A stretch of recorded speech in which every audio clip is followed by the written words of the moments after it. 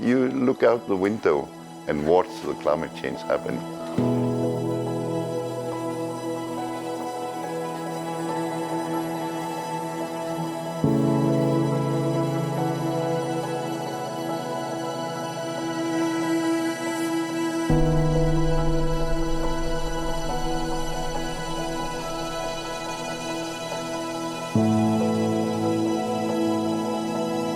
I think Ilulissat is one of the most dramatic places in Greenland to see climate change because it has one of the largest glaciers in Ilulissat Ice Fjord, and it has some of the biggest changes. That band of clean exposed bedrock that I was talking about, it's really wide. It's huge in Ilulissat, and you can see the glacier flowing into the sea and just how high the stresses are and the ice dynamics causing all those cracks in the icebergs flowing into the ocean. It's a very dramatic setting.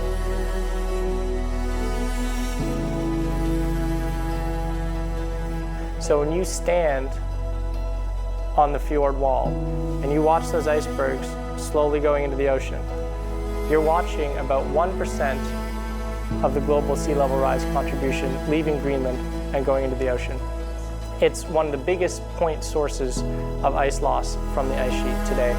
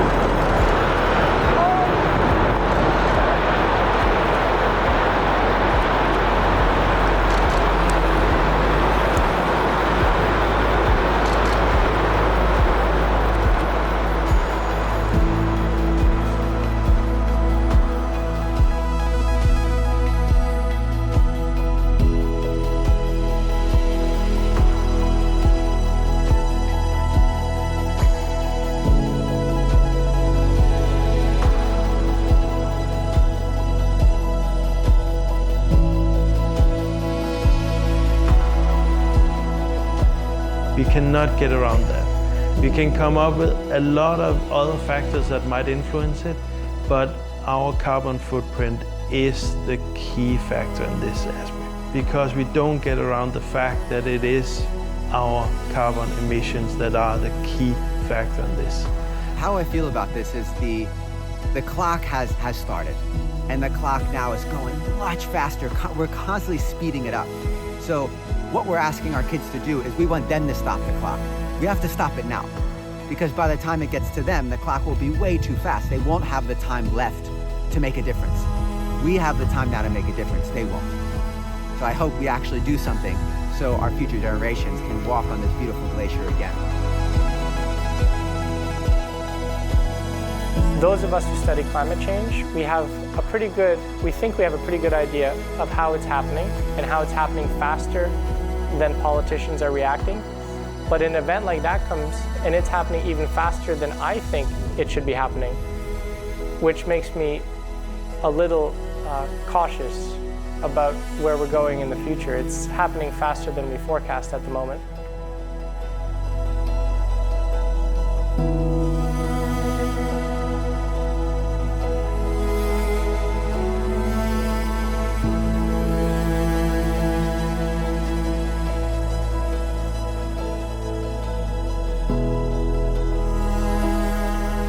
The world will not end. If we get climate change, it will be a new situation. But we will not all die, and the earth will not end. It will just be another one. And it's very important that the young people do not panic and say, oh, now everything stops. No, we have to take the challenge to think, to adapt, and to cut back on emissions in a sensible way. But take it easy. Don't panic.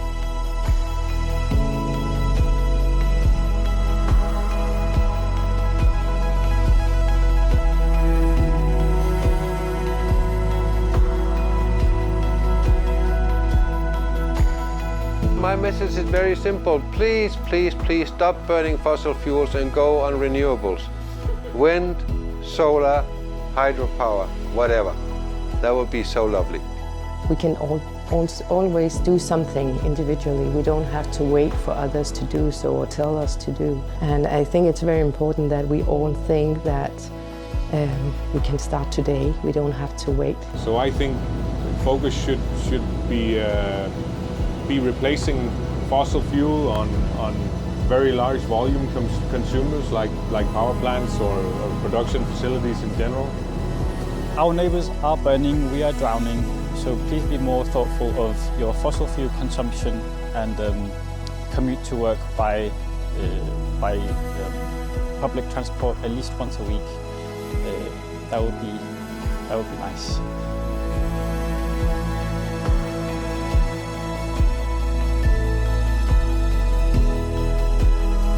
I would love to say that we would love to see more education about the climate changes and more connection between the different countries, generally in all of the countries, about the climate change that is happening now.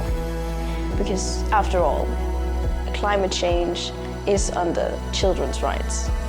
Every child has the right to live in good conditions. I have and quite big workshops where I have had all from local hunters to you know, and also representatives from the scientific community, and then all the relevant stakeholders, both national and international stakeholders, in relation to these issues, simply to discuss what are the important issues and how can we solve them together. I don't want to stimulate ideas. I want to facilitate the process of getting the ideas, and I think that's one of the things that I can actually, that I can make people with very different backgrounds cooperate, and that's maybe my best quality.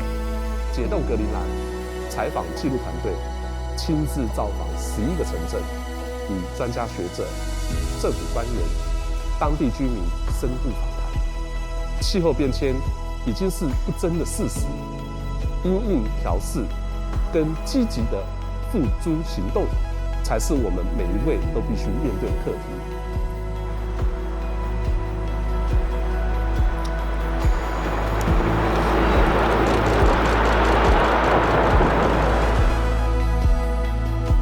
然而，格陵兰的冰融也带来了丰沛的水利资源，使得这里的再生能源使用率超过了60%。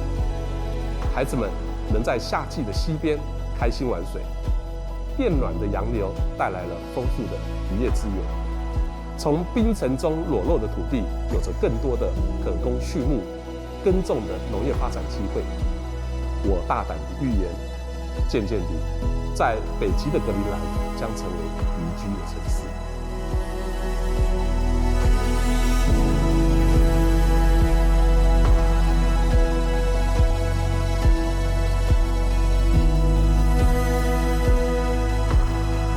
The best advice I feel I can give to this documentary is to support civil society to become more active in promoting solutions to climate change.